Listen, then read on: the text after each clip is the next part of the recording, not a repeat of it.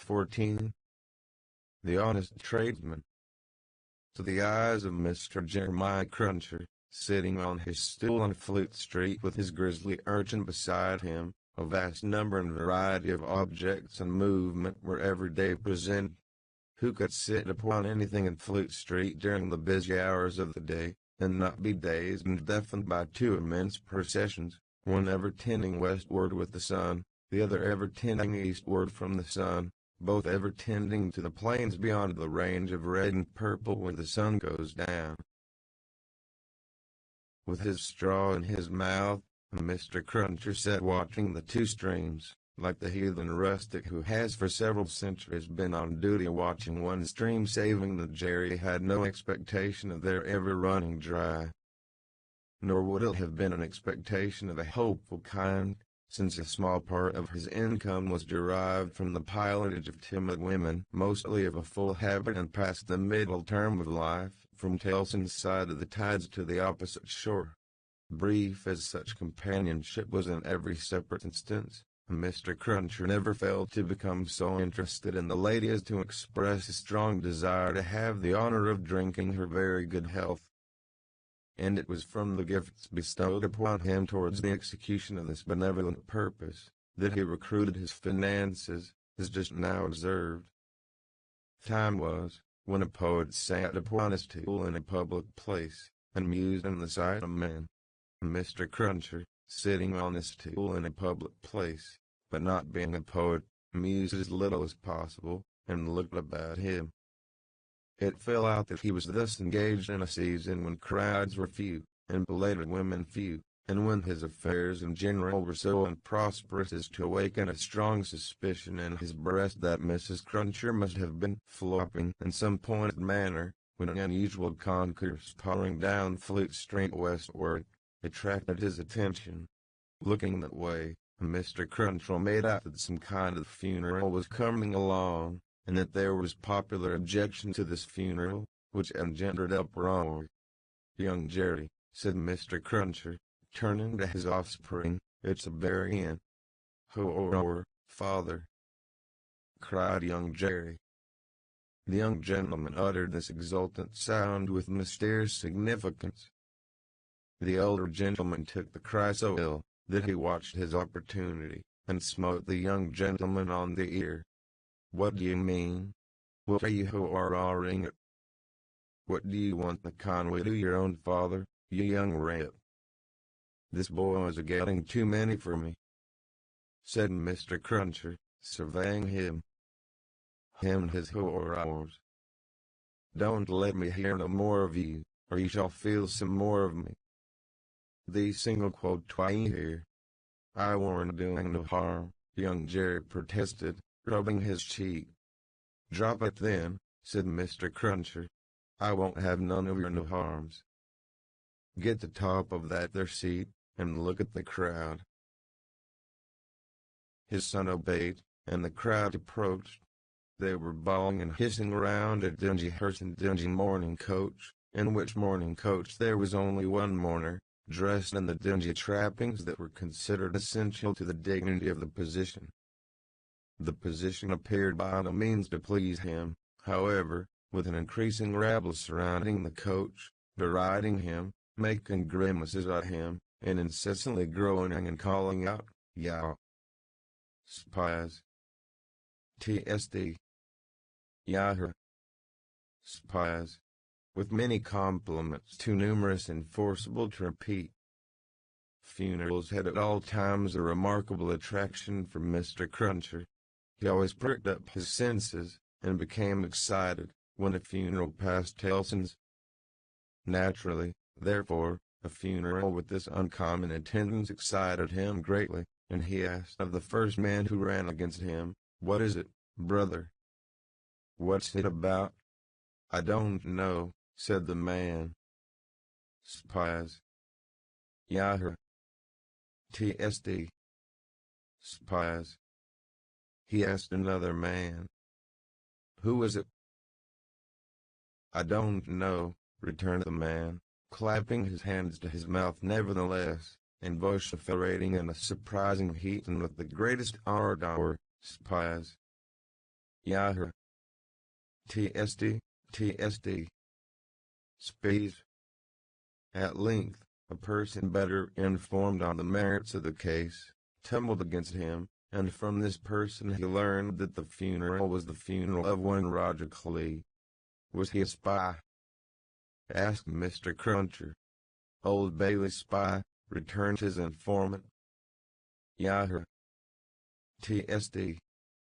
Yah. Old Bailey spies. Why, to be sure, exclaimed Jerry, recalling the trial at which he had assisted. I've seen him. Dead, is he? Dead as mutton, returned the other, and can't be too dead. Have him out, there. Spies. Pulled him out, there. Spies. The idea was so acceptable in the prevalent absence of any idea, that the crowd caught it up with eagerness, and loudly repeating the suggestion to have him out, and to pull him out, mobbed the two vehicles so closely that they came to a stop. On the crowd's opening the coach doors, the one mourner scuffled out of himself and was in their hands for a moment. But he was so alert, and made such good use of his time, that in another moment he was scouring away up the by-street, after shedding his cloak, hat, long hat-band, white pocket handkerchief, and other symbolical tears. These, the people tore to pieces and scattered far and wide with great enjoyment, while the tradesmen hurriedly shut up their shops.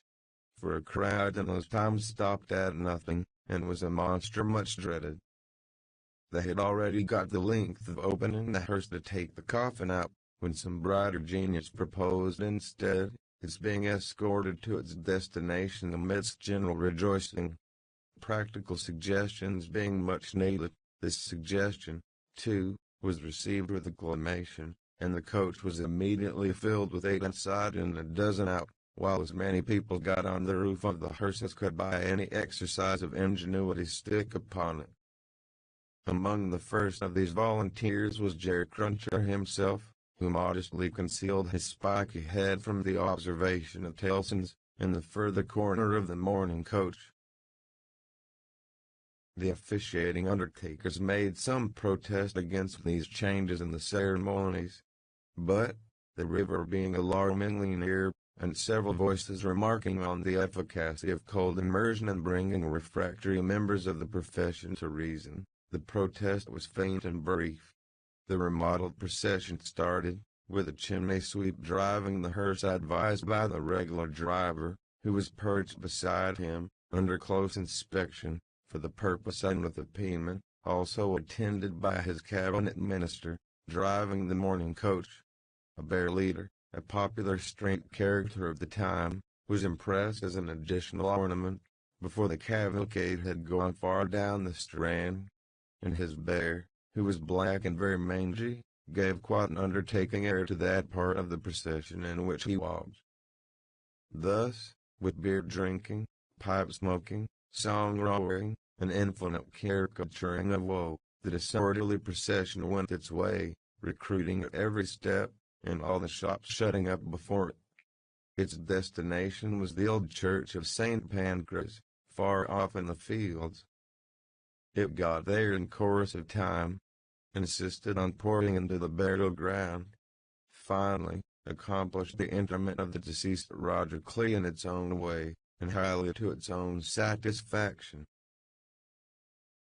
The dead man disposed of, and the crowd being under the necessity of providing some other entertainment for itself, another brighter genius, or perhaps the same, conceived the humor of impeaching casual passers-by, as Old Bailey spies, and wreaking vengeance on them.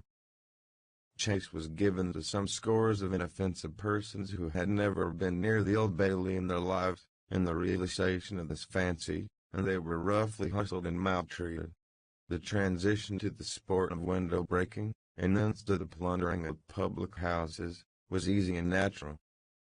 At last, after several hours, when sundry summer houses had been pulled down, and some area railings had been torn up, to arm the more belligerent spirits, a rumor got about that the guards were coming. Before this rumor, The crowd gradually melted away, and perhaps the guards came, and perhaps they never came, and this was the usual progress of a mob. Mr. Cruncher did not assist at the closing sports, but had remained behind in the churchyard, to confer and condole with the undertakers. The place had a soothing influence on him. He procured a pipe from a neighboring public house, and smoked it, looking in at the railings and maturely considering the spot. Jerry, Mr. Cruncher, apostrophizing himself in his usual way, you see that they're clear that day, and you see with your own eyes that he was a young un and a straight maiden. Having smoked his pipe out, and ruminated a little longer, he turned himself about, that he might appear, before the hour of closing, on his station at Tellson's. Whether his meditations on mortality had touched his liver, or whether his general health had been previously at all amiss, or whether he desired to show a little attention to an eminent man, is not so much to the purpose, as that he made a short call upon his medical adviser, a distinguished surgeon, on his way back. Young Jerry relieved his father with dutiful interest, and reported no job in his absence.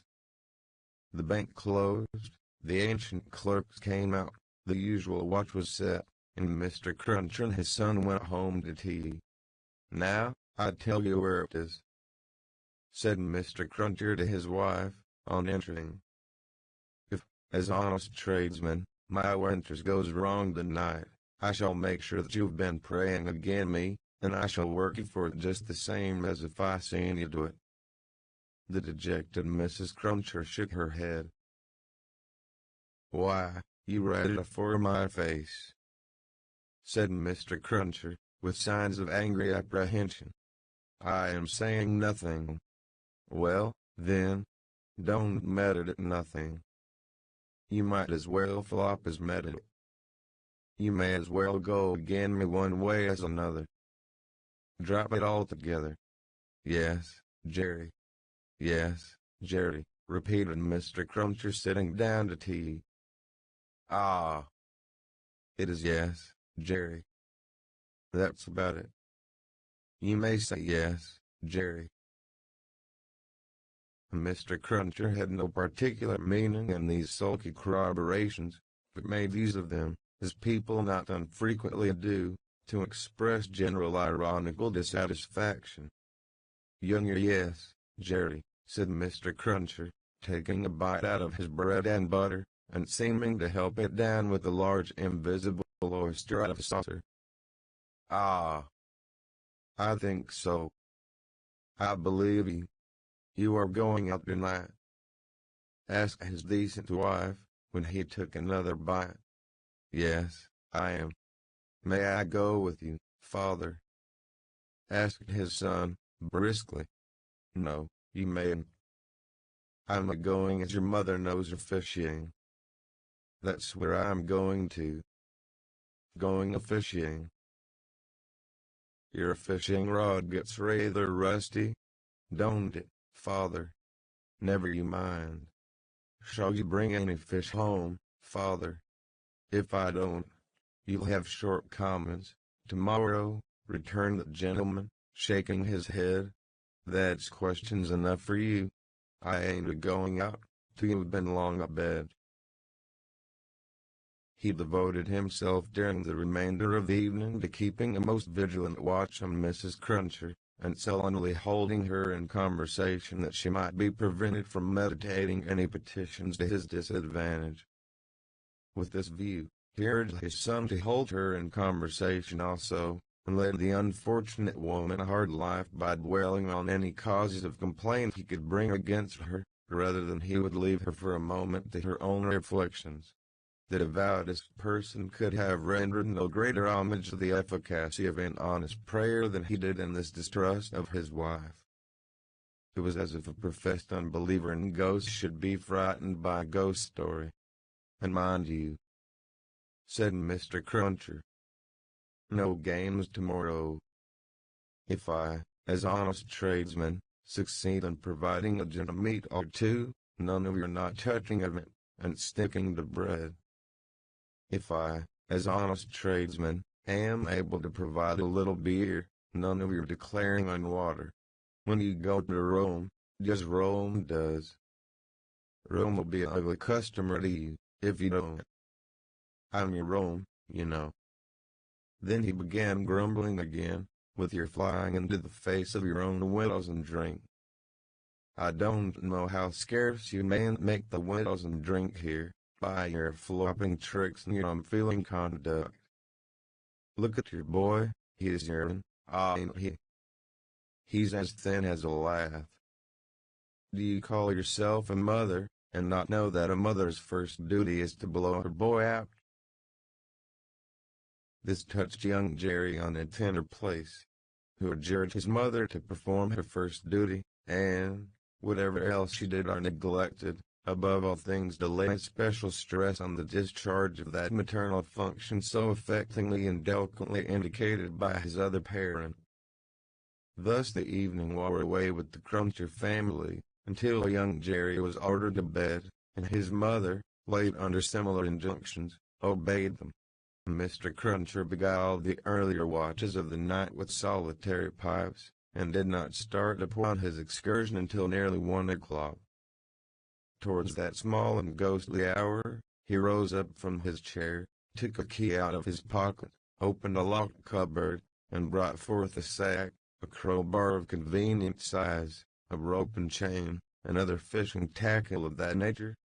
Disposing these articles about him in skilful manner, he bestowed a parting defiance on Mrs. Cruncher, extinguished the light, and went out. Young Jerry, who had only made a feint of undressing when he went to bed, was not long after his father. Under cover of the darkness he followed out of the room, followed down the stairs, followed down the court, followed out into the streets. He was in no uneasiness concerning his getting into the house again, for it was full of lodgers, and the door stood ajar all night.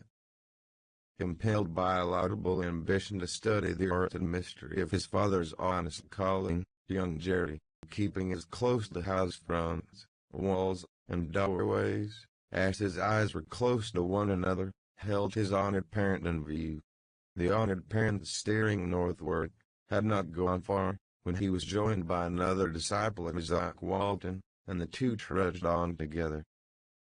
Within half an hour from the first starting, they were beyond the winking lamps, and the more than winking watchman, and were out upon a lonely road.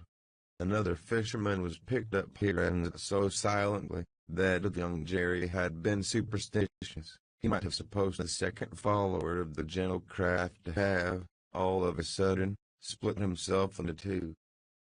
The three went on, and young Jerry went on, until the three stopped under a bank overhanging the road. Upon the top of the bank was a low brick wall, surmounted by an iron railing.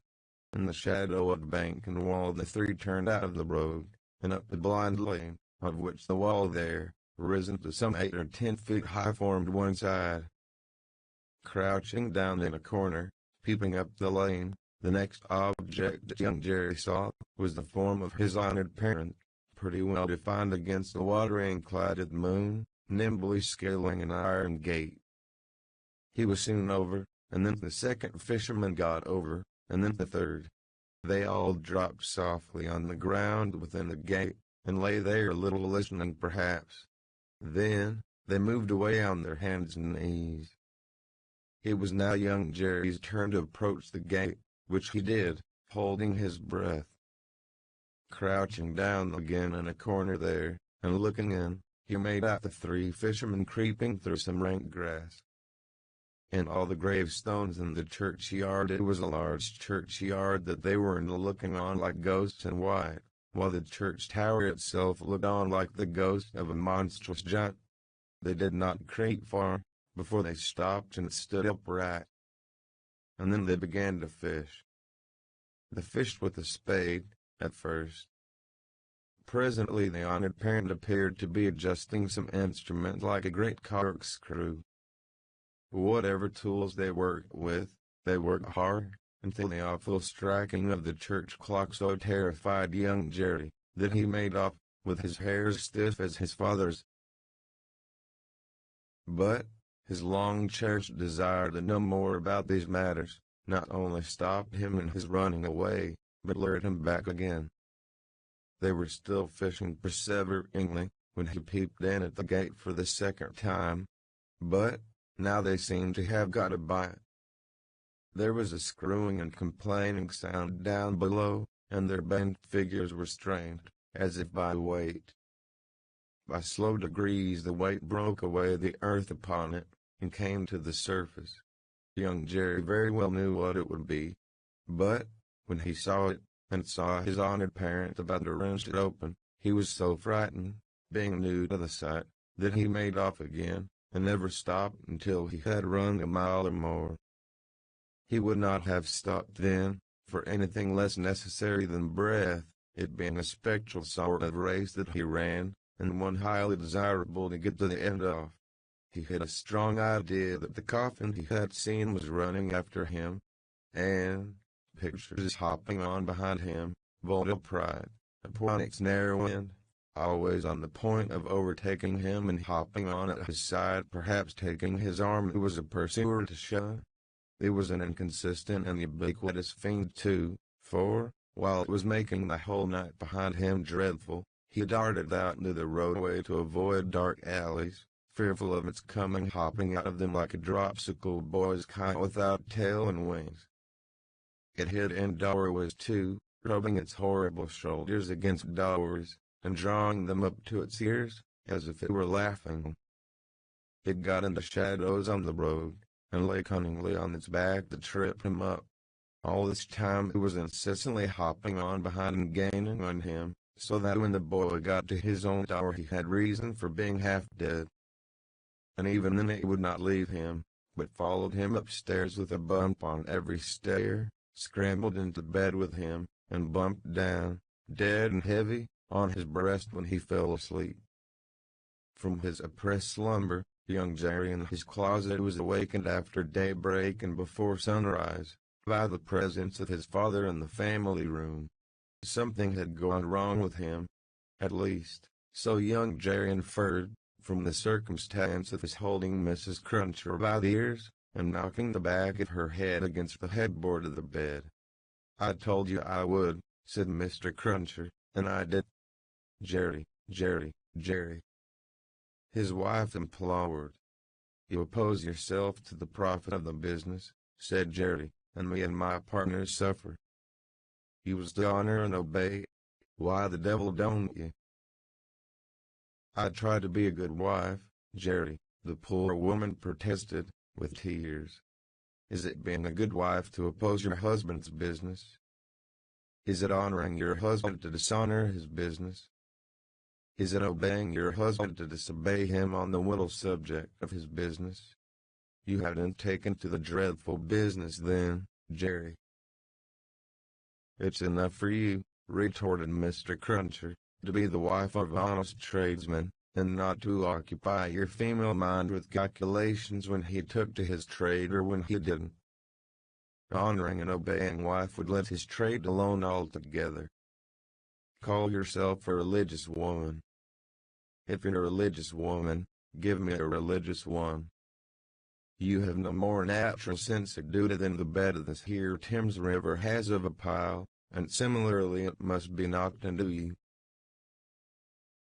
The altercation was conducted in a low tone of voice, and terminated in the honest tradesman's kicking off his clay-soiled boots, and lying down at his length on the floor. After taking a timid peep at him lying on his back, with his rusty hands under his head for a pillow, his son lay down too, and fell asleep again. There was no fish for breakfast, and not much of anything else.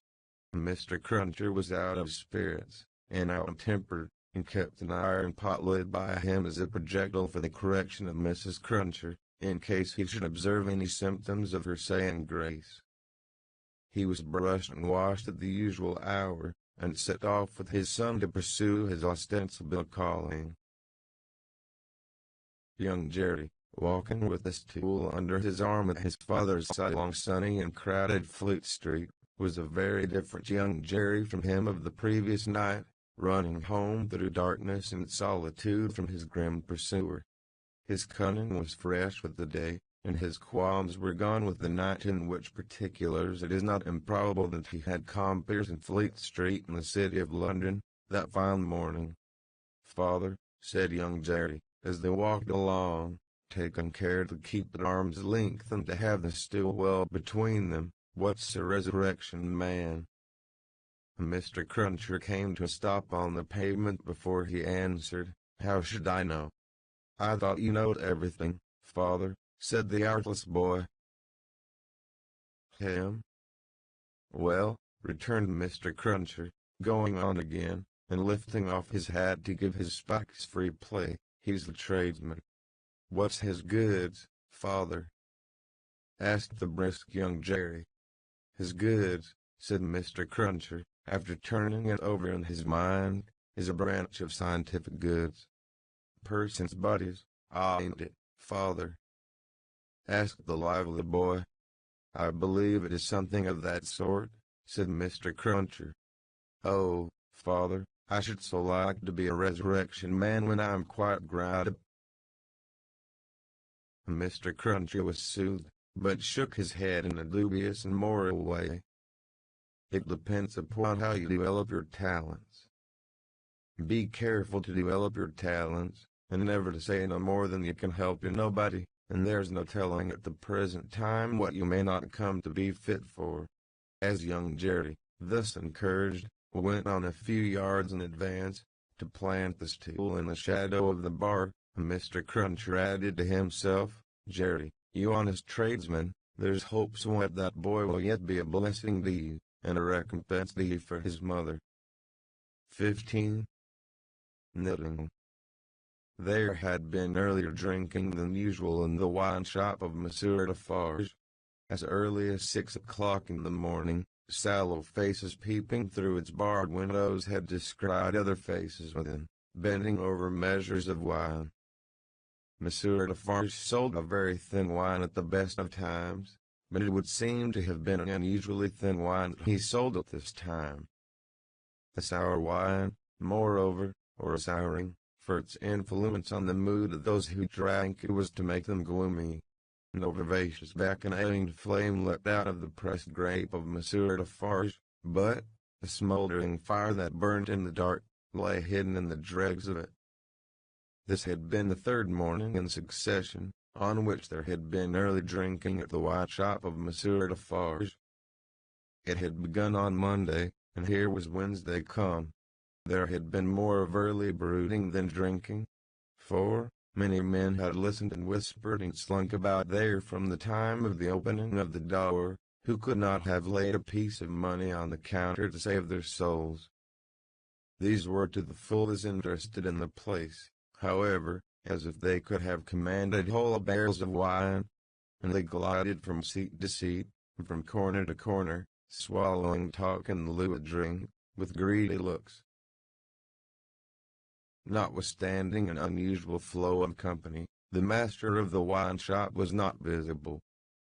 He was not missed, for nobody had crossed the threshold to look for him, nobody asked for him, nobody wondered to see only Madame Defarge in her seat, presiding over the distribution of wine, with a bowl of battered small coins before her, as much defaced and beaten out of their original impress as the small coinage of humanity from whose ragged pockets they had come.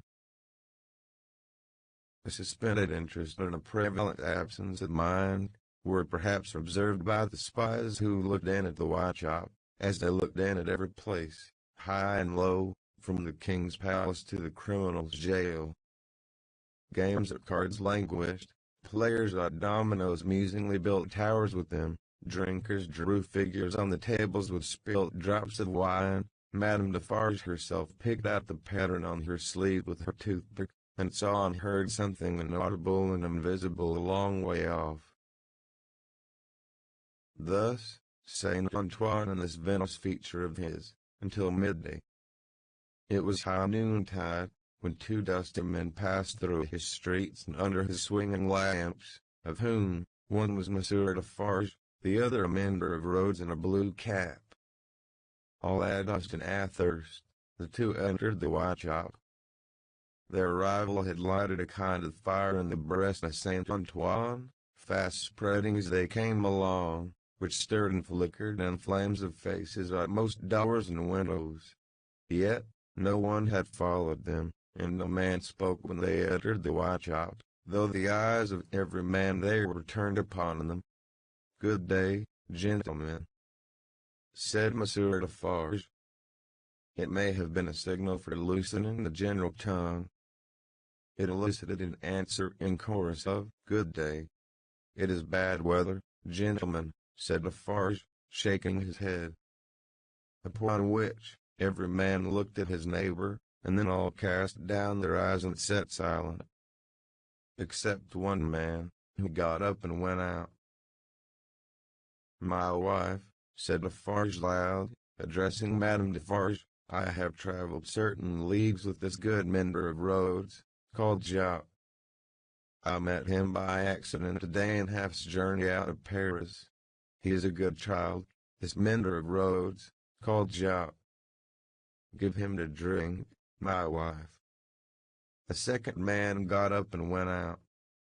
Madame Defarge set wine before the mender of roads called Jacques, who doffed his blue cap to the company, and drank. In the breast of his blouse he carried some coarse dark bread. He ate of this between whiles, and sat munching and drinking near Madame Defarge's counter. A third man got up and went out.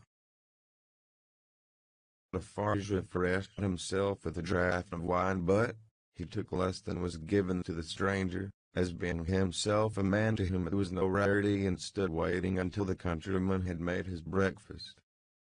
He looked at no one present, and no one now looked at him, not even Madame Defarge, who had taken up her knitting, and was at work.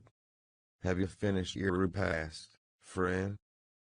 he asked, in due season. "Yes, thank you." "Come, then. You shall see the apartment that I told you could occupy. It will suit you to a marvel." Out of the wine shop into the street, out of the street into a courtyard, out of the courtyard up a steep staircase, out of the staircase into a garret, formerly the garret where a white-haired man sat on a low bench, stooping forward and very busy, making shoes. No white-haired man was there now, but the three men were there who had gone out of the wine shop singly, and between them the white-haired man afar off was the one small link, that they had once looked in at him through the chinks in the wall. Defarge closed the door carefully, and spoke in a subdued voice, "Jacques 1, Jacques 2, Jacques 3. This is the witness encountered by appointment, by me, Jacques 4. He will tell you all. Speak, Jacques 5. The mender of roads, blue cap in hand, wiped his swarthy forehead with it, and said, "Where shall I commence, monsieur?" "Commence," was Monsieur Defarge's not unreasonable reply, "at the commencement. I saw him then, messieurs," began the mender of roads, "a year ago this running summer, underneath the carriage of the Marquis, hanging by the chain. Behold the manner of it. I leaving my work on the road, the sun going to bed, the carriage of the Marquis slowly ascending the hill, he hanging by the chain like this." Again the mender of roads went through the whole performance, in which he ought to have been perfect by that time, seeing that it had been the infallible resource and indispensable entertainment of his village during a whole year. Jacques once struck in, and asked if he had ever seen the man before. "Never," answered the mender of roads, recovering his perpendicular. Jacques 3 demanded how he afterwards recognized him then. "By his tall figure," said the mender of roads, softly, and with his finger at his nose. "When Monsieur the Marquis demands the evening, say, 'What is he like?' I make response, 'Tall as a spectre.' You should have said, 'Short as a dwarf,'" returned Jacques 2. "But what did I know? The deed was not then accomplished, neither did he confide in me. Observe, Under those circumstances even, I do not offer my testimony. Monsieur the Marquis indicates me with his finger, standing near our little fountain, and says to me, "Bring that rascal." My faith, messieurs, I offer nothing. He is right there, Jacques, murmured Defarge, to him who had interrupted. "Go on." "Good," said the mender of roads, with an air of mystery. "The tall man is lost, and he is sought how many months?" 9, 10, 11. "No matter, the number," said Defarge. "He is well hidden, but at last he is unluckily found." "Go on." "I am again at work upon a hillside, and the sun is again about to go to bed. I am collecting my tools to descend to my cottage down in the village below, where it is already dark, when I raise my eyes, and see coming over the hill 6 soldiers. In the midst of them is a tall man with his arms bound tied to his sides like this. With the aid of his indispensable cap, he represented a man with his elbows bound fast at his hips, with cords that were knotted behind him. I stand aside, messieurs, by my heap of stones, to see the soldiers and their prisoner pass, for it is a solitary road, that, where any spectacle is well worth looking at, and at first, as they approach, I see no more than that there are 6 soldiers with a tall man bound, and that they are almost black to my sight except on the side of the sun going to bed, where they have a red edge, messieurs. Also, I see that the long shadows are on the hollow ridge on the opposite side of the road, and are on the hill above it, and are like the shadows of giants. Also, I see that they're covered with dust, and that the dust moves with them as they come, tramp, tramp. But when they advance quite near to me, I recognize the tall man, and he recognizes me. Ah, but he would be well content to precipitate himself over the hillside once again, as on the evening when he and I first encountered, close to the same spot. He described it as if he were there, and it was evident that he saw it vividly. Perhaps he had not seen much in his life. I do not show the soldiers that I recognize the tall man. He does not show the soldiers that he recognizes me. We do it, and we know it, with our eyes. "Come on," says the chief of that company, pointing to the village, "bring him fast to his tomb." And they bring him faster. I follow. His arms are swelled because of being bound so tight, his wooden shoes are large and clumsy, and he is lame. Because he is lame, and consequently slow, they drive him with their guns like this. He imitated the action of a man's being impelled forward by the butt ends of muskets. As they descend the hill like madmen running a race, he falls. They laugh and pick him up again. His face is bleeding and covered with dust, but he cannot touch it. They paw and they laugh again. They bring him into the village. All the village runs to look. They take him past the mill, and up to the prison. All the village sees the prison gate open in the darkness of the night, and swallow him like this. He opened his mouth as wide as he could, and shut it with a sounding snap of his teeth. Observant of his unwillingness to mar the effect by opening it again, Defarge said, "Go on, Jacques." All the village, pursued the mender of roads, on tiptoe and in a low voice, withdraws. All the village whispers by the fountain. All the village sleeps. All the village dreams of that unhappy one, within the locks and bars of the prison on the crag, and never to come out of it, except to perish.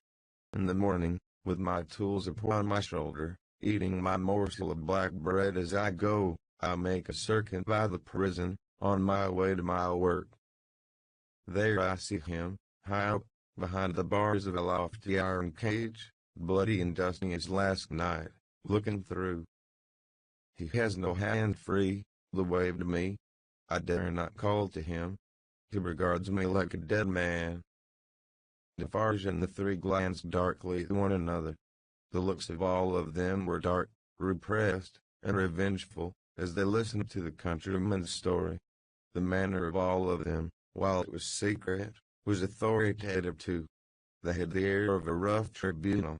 Jacques 1 and 2 sitting on the old pallet bed, each with his chin resting on his hand, and his eyes intent on the rope mender. Jacques 3, equally intent, on one knee behind them, with his agitated hand always gliding over the network of fine nerves about his mouth and nose. Defarge standing between them, the narrator, whom he had stationed in the light of the window, by turns looking from him to them, and from them to him. "Go on, Jacques," said Defarge. "He remains up there in his iron cage some days. The village looks at him by stealth, for it is afraid. But it always looks up, from a distance, at the prison on the crag, and in the evening, when the work of the day is achieved and it assembles to gossip at the fountain, all faces are turned towards the prison. Formerly, they were turned towards the posting house. Now, they are turned towards the prison. They whisper at the fountain, that although condemned to death he will not be executed. They say that petitions have been presented in Paris, showing that he was enraged and made mad by the death of his child. They say that a petition has been presented to the king himself. What do I know? It is possible. Perhaps yes, perhaps no. Listen then, Jacques, number 1 of that name sternly interposed. Know that a petition was presented to the king and queen. All here, yourself excepted, saw the king take it, and his carriage in the street, sitting beside the queen. It is Defarge whom you see here, who, at the hazard of his life, darted out before the horses, with the petition in his hand. And once again listen, Jacques, said the kneeling number 3, his fingers ever wandering over and over those fine nerves, with a strikingly greedy air, as if he hungered for something that was neither food nor drink. The guard, horse and foot, surrounded the petitioner, and struck him blows. You hear? I hear, messieurs. Go on then, said Defarge. Again. On the other hand, the whisper at the fountain, resumed the countryman, that he is brought down into our country to be executed on the spot, and that he will very certainly be executed. They even whisper that because he has slain Monseigneur, and because Monseigneur was the father of his tenant serfs he will be executed as a parricide. One old man says at the fountain, that his right hand, armed with the knife, will be burnt off before his face, that, into wounds which will be made in his arms, his breast, and his legs, there will be poured boiling oil, melted lead, hot resin, wax, and sulfur. Finally, that he will be torn limb from limb by 4 strong horses. That old man says, all this was actually done to a prisoner who made an attempt on the life of the late king, Louis XV. But how do I know if he lies? I am not a scholar. Listen once again then, Jacques, said the man with the restless hand and the craving air. The name of that prisoner was Dickens, and it was all done in open day, in the open streets of the city of Paris, and nothing was more noticed in the vast concourse that saw it done, than the crowd of ladies of quality and fashion, who were full of eager attention to the last of the last. Jacques prolonged until nightfall, when he had lost 2 legs and an arm, and still breathed. And it was done. Why, how old are ye? 35, said the mender of roads, who looked 60. It was done when you were more than 10 years old. You might have seen it. Enough, said Defarge, with grim impatience. Long live the devil. Go on. Well, some whisper this, some whisper that. They speak of nothing else. Even the fountain appears to fall to that tune. At length, on Sunday night when all the village is asleep, come soldiers, winding down from the prison, and their guns ring on the stones of the little street. Workmen dig, workmen hammer, soldiers laugh and sing. In the morning, by the fountain, there's raised a gallows 40 feet high, poisoning the water. The mender of roads looked through rather than at the low ceiling, and pointed as if he saw the gallows somewhere in the sky. All work is stopped, all assemble there, nobody leads the cows out, the cows are there with the rest. At midday, the roll of drums. Soldiers have marched into the prison in the night, and he is in the midst of many soldiers. He is bound as before, and in his mouth there is a gag tied so, with a tight string, making him look almost as if he laughed. He suggested it, by creasing his face with his two thumbs, from the corners of his mouth to his ears. On the top of the gallows is fixed the knife, blade upwards, with its point in the air. He is hanged there 40 feet high and is left hanging, poisoning the water. They looked at one another, as he used his blue cap to wipe his face, on which the perspiration had started afresh while he recalled the spectacle. It is frightful, messieurs. How can the women and the children draw water? Who can gossip of an evening, under that shadow? Under it, have I said. When I left the village, Monday evening as the sun was going to bed, and looked back from the hill, the shadows struck across the church, across the mill, across the prison seemed to strike across the earth, messieurs, to where the sky rests upon it. The hungry man gnawed one of his fingers as he looked at the other three, and his finger quivered with the craving that was on him. That's all, messieurs. I left at sunset as I had been warned to do, and I walked on, that night and half next day, until I met, as I was warned I should, his comrade. With him, I came on, now riding and now walking, through the rest of yesterday and through last night. And here you see me. After gloomy silence, the first jock said, "Good. You have acted and recounted faithfully. Will you wait for us a little, outside the door?" "Very willingly," said the mender of roads, whom Defarge escorted to the top of the stairs, and, leaving seated there, returned. The three had risen, and their heads were together when he came back to the gate. "How say you, Jacques?" demanded number one. "To be registered." "To be registered, as doomed to destruction," returned Defarge. "Magnificent!" croaked the man with the craving. "The chateau, and all the race?" inquired the first. "The chateau and all the race," returned Defarge. "Extermination." The hungry man repeated, in a rapturous croak, "Magnificent!" and began gnawing another finger.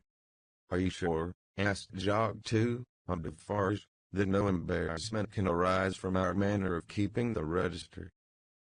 "Without doubt it is safe, for no one beyond ourselves can decipher it. But shall we always be able to decipher it, or, I ought to say, will she?" "Jacques," returned Defarge, drawing himself up, "if Madame my wife undertook to keep the register in her memory alone, she would not lose a word and not a syllable of it. Knitted, in her own stitches and her own symbols, it will always be as plain to her as the sun. Confide in Madame Defarge. It would be easier for the weakest poltroon that lives, to erase himself from existence, than to erase one letter of his name or crimes from the knitted register of Madame Defarge." There was a murmur of confidence and approval, and then the man who hungered, asked, "Is this rustic to be sent back soon?" "I hope so." "He is very simple. Is he not a little dangerous?" "He knows nothing," said Defarge. "At least nothing more than would easily elevate himself to a gallows of the same height. I charge myself with him. Let him remain with me.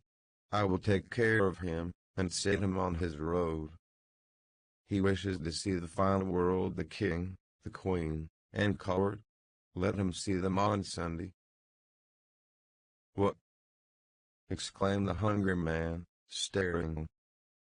"Is it a good sign that he wishes to see royalty and nobility?" "Jacques," said Defarge, "judiciously show a cat milk, if you wish her to thirst for it. Judiciously show a dog his natural prey, if you wish him to bring it down one day." Nothing more was said, and the mender of roads, being found already dozing on the topmost stair, was advised to lay himself down on the pallet bed and take some rest. He needed no persuasion, and was soon asleep. Worse quarters than Defarge's wine shop could easily have been found in Paris for a provincial slave of that degree. Saving for a mysterious dread of Madame by which he was constantly haunted, his life was very new and agreeable. But Madame sat all day at her counter, so expressly unconscious of him, and so particularly determined not to perceive that his being there had any connection with anything below the surface, that he shook in his wooden shoes whenever his eye lighted on her. For, he contended with himself that it was impossible to foresee what that lady might pretend next, and he felt assured that if she should take it into her brightly ornamented head to pretend that she had seen him do a murder and afterwards fillet the victim, she would infallibly go through with it until the play was played out. Therefore, when Sunday came, the mender of roads was not enchanted, though he said he was, to find that Madame was to accompany Monsieur and himself to Versailles. It was additionally disconcerting to have Madame knitting all the way there, in a public conveyance. It was additionally disconcerting yet, to have Madame in the crowd in the afternoon, still with her knitting in her hands as the crowd waited to see the carriage of the King and Queen. "You work hard, Madame?" said a man near her. "Yes," answered Madame Defarge. "I have a good deal to do."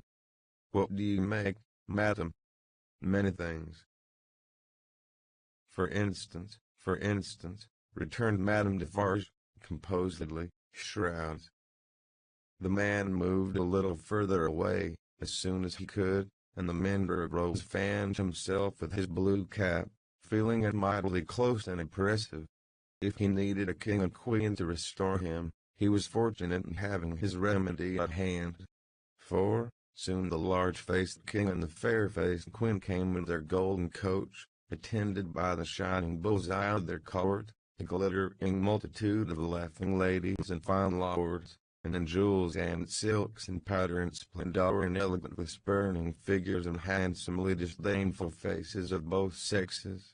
The mender of roads bathed himself, so much to his temporary intoxication, that he cried, "Long live the king, long live the queen, long live everybody and everything," as if he had never heard of ubiquitous Jacques in his time. Then, there were gardens, courtyards, terraces, fountains, green banks, more king and queen, more bull's-eye, more lords and ladies, more long live they all, until he absolutely wept with sentiment. During the whole of the scene, which lasted some 3 hours, he had plenty of shouting and weeping and sentimental company, and throughout Defarge held him by the collar, as if to restrain him from flying at the objects of his brief devotion and tearing them to pieces. "Bravo!" said Defarge, clapping him on the back when it was over, like a patron. "You are a good boy." The mender of roads was now coming to himself, and was mistrustful of having made a mistake in his late demonstrations. "But no. You are the fellow we want," said Defarge, in his ear. "You make these fools believe that it will last forever. Then, they are the more insolent, and it is the nearer it." "Hey!" cried the mender of roads, reflectively. "That's true. These fools know nothing. While they despise your breath, and would stop it forever and ever, and you are in 100 like you rather than in one of their own horses or dogs, they only know what your breath tells them. Let it deceive them, then, a little longer. It cannot deceive them too much." Madame Defarge looked superciliously at the clown, and nodded in confirmation. "As to you," said she, "you would shout and shed tears for anything, if it made a show and a noise. Say, would you not? Truly, madam, I think so. For the moment. If you were shown a great heap of dolls, and were set upon them to pluck them to pieces and to spoil them for your own advantage, you would pick out the richest and gaudiest. Say, would you not? Truly yes, madam. Yes. And if you were shown a flock of birds, unable to fly, and were set upon them to strip them of their feathers for your own advantage, you would set upon the birds of the finest feathers. Would you not? It is true, madam. You have seen both dolls and birds today, said Madame Defarge, with a wave of her hand towards the place where they had last been apparent. Now, go home.